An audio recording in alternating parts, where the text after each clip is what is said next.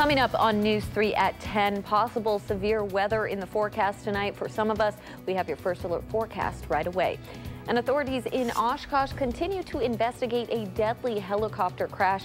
And Governor Walker is taking the time to meet with local farmers today. News 3 at 10 starts right now. This is News 3 at 10. Good evening and thanks for joining us at 10. I'm Amanda Quintana.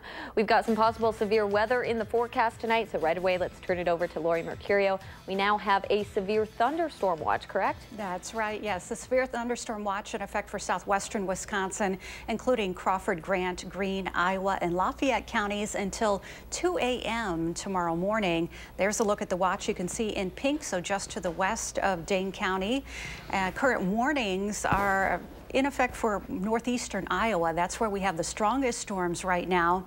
And big concern will be with heavy rain. A flash flood watch in effect for Crawford and Grant counties until 1 a.m.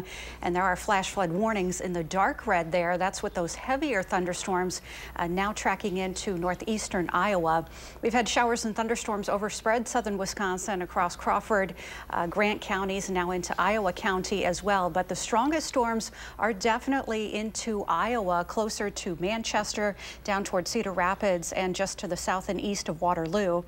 Where you have the blue, that's where we're seeing the potential for some hail. So again, those are where the stronger storms are, and those do look to stay at least to our south over the next couple of hours. Temperatures currently in the 60s for most of us, at 64 in Janesville, 65 in the Dells, still holding in the low 70s though for Lone Rock, Mineral Point, and in Platteville. Tonight it will be quite mild, a low of 62 degrees with those scattered showers and thunderstorms developing. And tomorrow we'll continue to see wet weather with scattered showers and thunderstorms on and off throughout the day. That will keep a cooler day with highs just around 70 degrees. I'll take a look more at those storms coming up in a few minutes. Thank you, Lori. New life is coming to a century-old home near downtown Janesville, and its purpose is to help women get their lives back on track. Our Rock County reporter Jenna Middaugh tells us more about this home and the couple behind the Micah Project. Given that it's over 100 years old, it's in beautiful condition, but we're doing just some sprucing up. Sweeping, painting, vacuuming. It's a labor of love.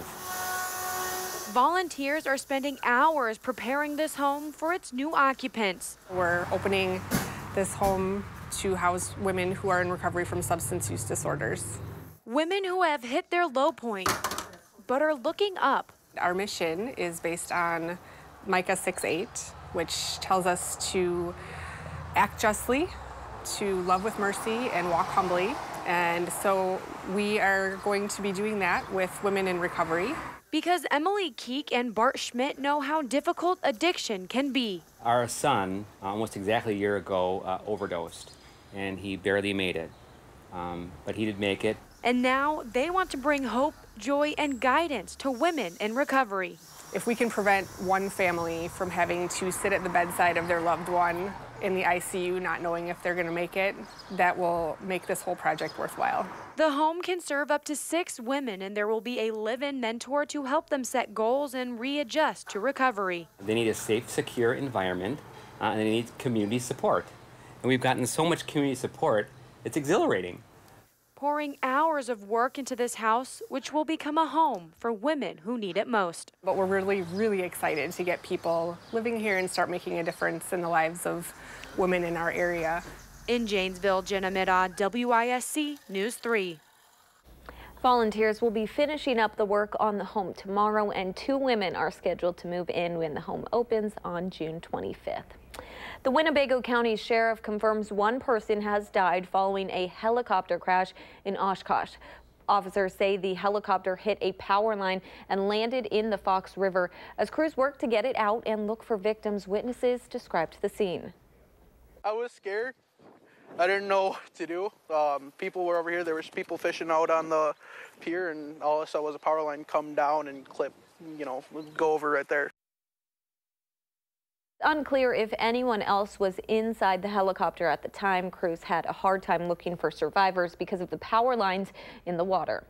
A lot of graduation parties are probably being moved to a different place tonight as one of Madison's most popular restaurants cleans up after a fire. According to a Facebook post, the Old Fashioned on the Capitol Square likely won't reopen until Tuesday.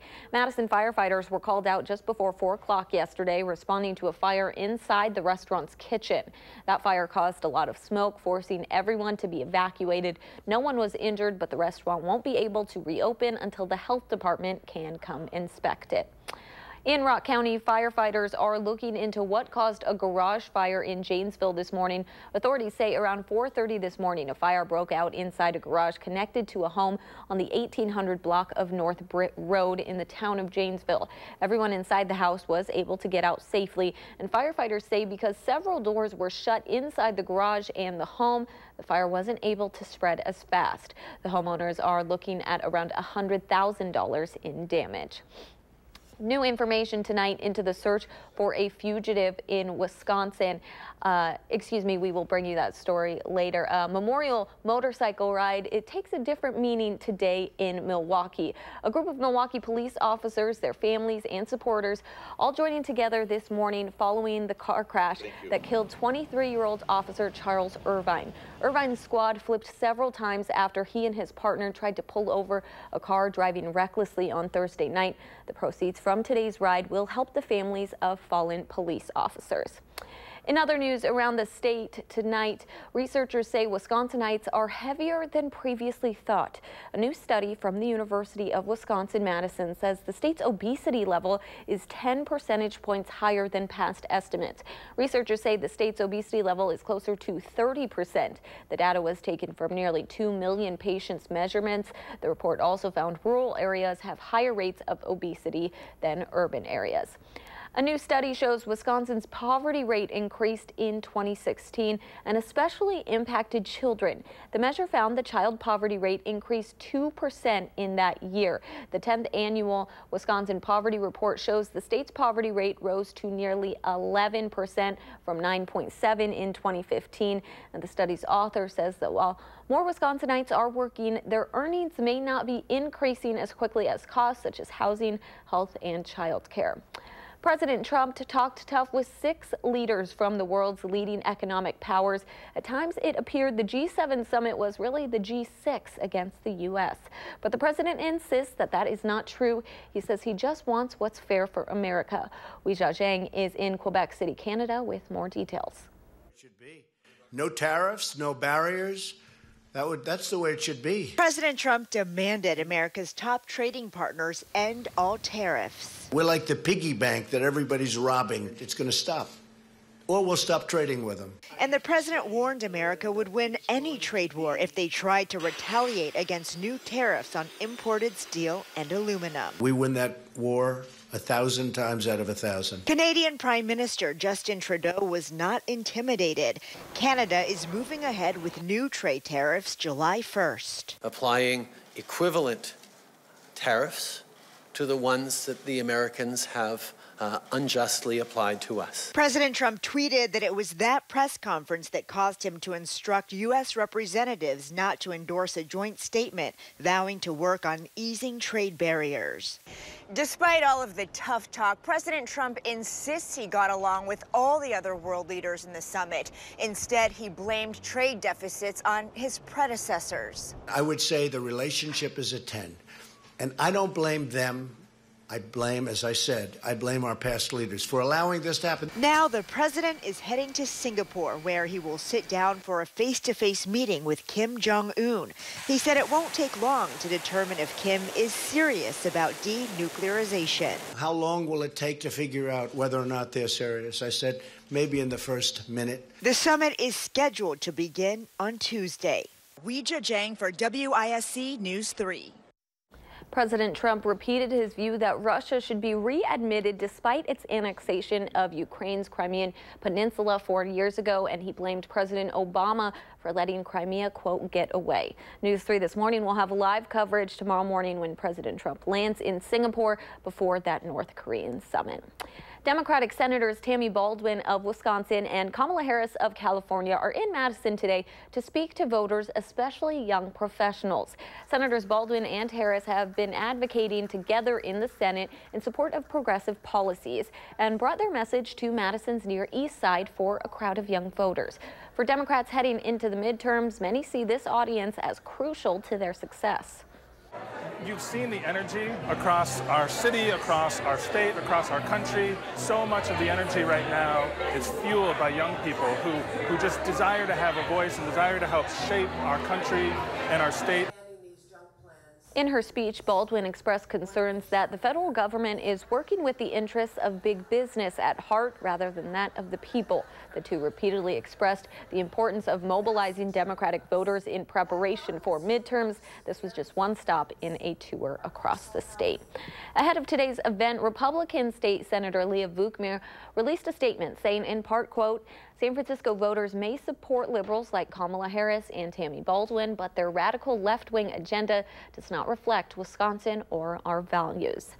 Governor Walker was out serving food at some area pancake breakfasts earlier today. He spent time talking with farmers about several issues facing the dairy industry, including the shrinking number of Wisconsin dairy farms. At the Rock County breakfast on the farm, Walker told News 3 he's working to find ways to help those farmers. Overall, agriculture represents about an $88 billion impact, and about half of that's related to dairy. And we know, in particular now more than ever, with nationally milk prices being too low, we want to make sure we continue to find ways to support our farmers in the dairy industry. Governor Walker also visited a breakfast in Sauk County. Well, people, we're having a wildly good time at the Henry Vilas Zoo tonight. We will tell you about that coming up.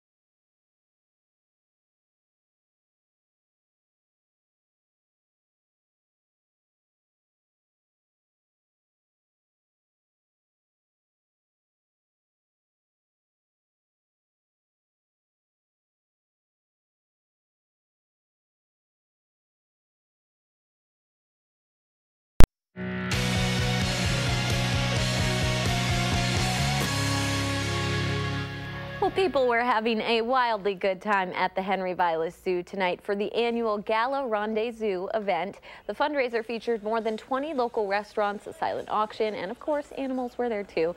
The zoo, which is free to visitors, hoped to raise more than $100,000 tonight. Our zoo is free admission, but not free to operate. So we really use the money to go back to support our animals here and to support our conservation efforts. The zoo expected around 400 to 500 people to attend tonight's event. WISC-TV News 3 is a sponsor of this year's event.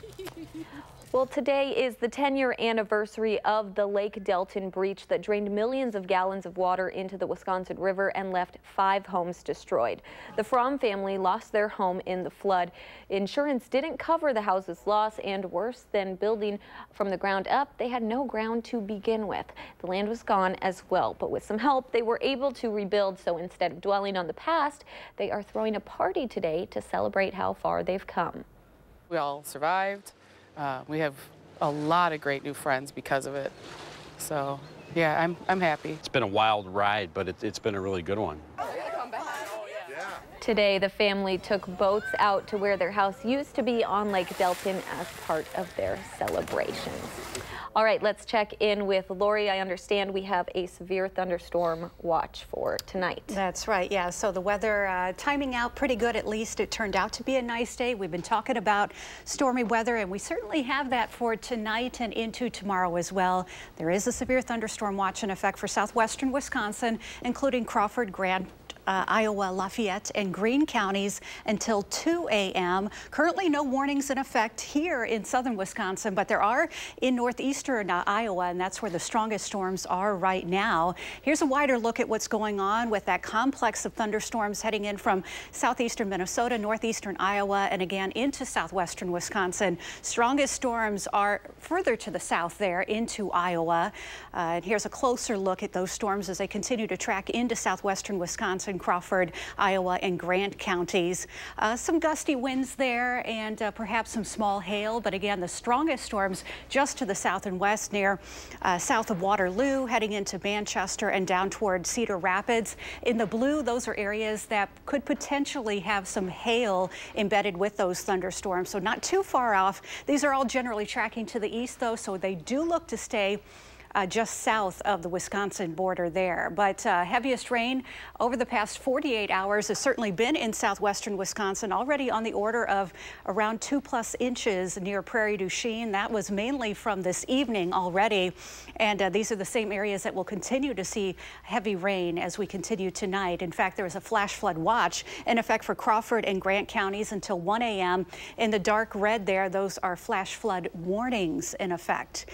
So again, we'll continue to see the rain overspread the area into the overnight hours and tomorrow as well. Today, though, turned out to be a nice day. Upper 70s to around 80 degrees for most of Wisconsin. Warmer temps. Look at that. Upper 80s, in fact, 90 degrees out in Des Moines. It will actually be cooler for us as we head toward tomorrow.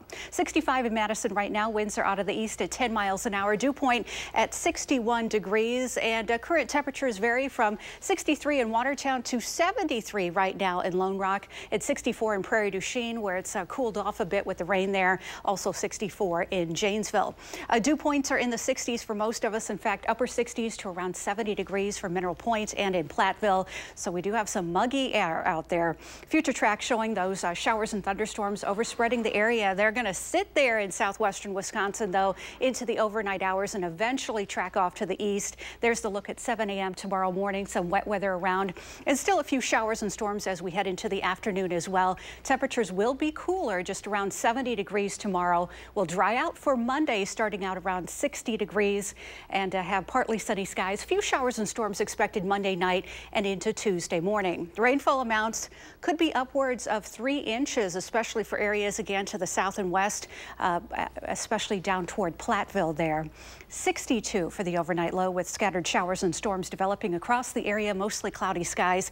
As we head toward tomorrow, we will have scattered showers and thunderstorms across the area, with temperatures topping out around 70 degrees. Scattered showers and storms expected across the area. Here's a take a look at that 7-day forecast with showers and storms out there as we head Again through tomorrow with a high of 70 degrees. There we have it. So a cooler day, but temperatures rebound back into the lower 80s on Monday. Showers and storms expected mainly by Monday night and into Tuesday morning. A high of 79 on Tuesday. Skies turn sunny in the afternoon, less humid as well. Mainly dry for Wednesday, a high of 80 degrees. Could see a few showers at night and a few showers and storms on Thursday, a high of 79. Friday and Saturday look great. Sunshine, very comfortable temperatures in the 70s. 79 on Sunday. Showers and storms again into Monday and Tuesday of the following week. All right. Thank you so much, Lori. Well, Sun Prairie is making history. Tonight's highlights from State Title Saturday coming up next in sports.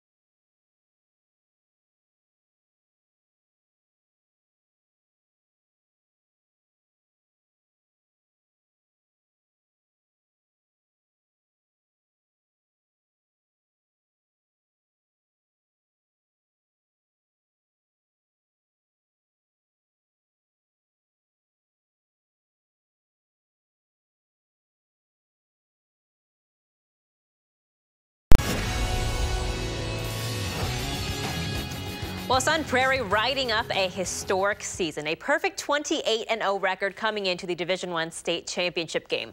But they were up against a Burlington team that scored 12 runs late last night. The Cardinals, well, they at least had a big cheering squad, hoping for the school's first softball state title. Bottom of the third here, Burlington up 1-0. Katie Too's chops one up right back the middle. Skylar X scores, rounds the bases, and we've got a tie game. 4 batters later, Gabby Westfall bouncing one to left, slips right through, and Kellen Herwig hustling home. She's safe. Cardinals up 4-1. Sun Prairie crowd is feeling it. Next up at the plate, Maddie Gardner dropping one in shallow right. That's a 2 RBI single Cardinals scoring 6 runs in just the 3rd inning alone to bring home the school's first softball state championship in program history. 7-1 the final score, and afterwards, the team said they just want to do it for head coach Jamie Olson. Beginning of last year, we were like, we're going to win this. We got to win state once for coach. We got to do this for her, for the program, for us. 5 of them I've had since they were freshmen, so I've had 4 years with them. Amazing 4 years. It was a building year every year, and this was it.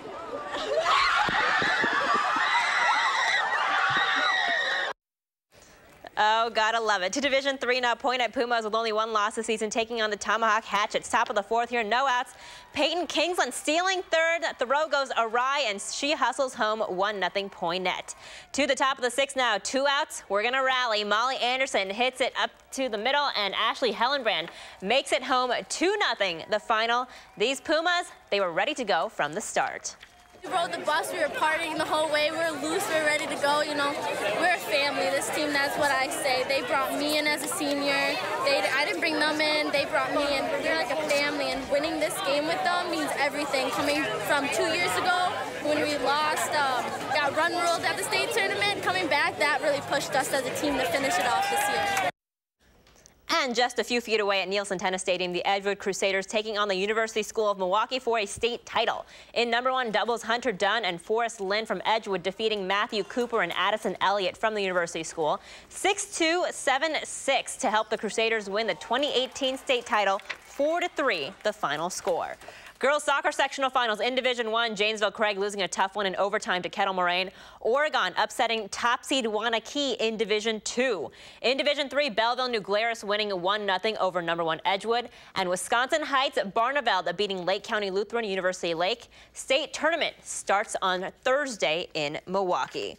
Well, G-Man Choi just missed the cut on the opening day roster for the Brewers. He was sent up from down to AAA instead. But after some back and forth, he was brought back up to serve in the designated hitter role, and today he was just in the right place at the right time. Phillies in the lead by 1 until the 6th inning, and Choi just crushes that ball into the left field corner. Ball really had no chance at all. Come on. It's a grand slam, the first one of the year for the Brewers. 7th inning now. Jesus Aguilar, going deep to left center field here. That's an RBI double, scoring Christian Yelich. 7-3 Brewers. The Brew Crew doing amazing in this series. They beat the Phillies 12-3 the final. Steve Stricker at the FedEx St. Jude Classic this weekend in Memphis, Tennessee on 18. Missing the birdie putt here, he would have to settle for par. Shot 5 birdies today, but also 1 bogey and 1 double bogey. But he is tied for 10th place with 8 other pros. That includes defending U.S. Open champion Brooks Koepka, Andrew Putnam, and Dustin Johnson tied for first. Stricker's only 9 strokes off of the lead going into tomorrow's final round, which you can watch right here on WISC-TV at 2 p.m. Finally tonight, NCAA track and field in Eugene, Oregon, finals of the 3,000-meter steeplechase. Brian Barraza with a huge lead there in the final lap until he clips his toe on the hurdle. So needless to say, he did not win. Instead, Absa Ali from Minnesota, he will be the one to cross the finish line first. He can't believe it either. It was all thanks to Brian Barraza from the University of Houston, who, yeah. Poor guy. You work so hard. I know. And that one moment. Life comes at you fast, apparently, when you are cruising right on through. Yes. Well, thank you, Melissa. We will be right back.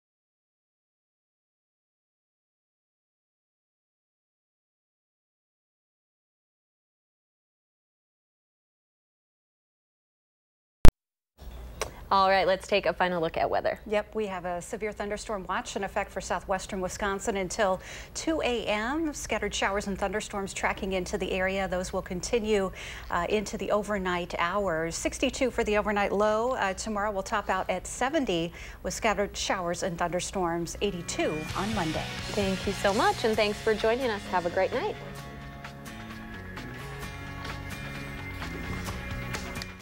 Download the new Channel 3000 app and get alerted on your mobile device the minute news breaks. Wherever you go, be the first to know with Channel 3000.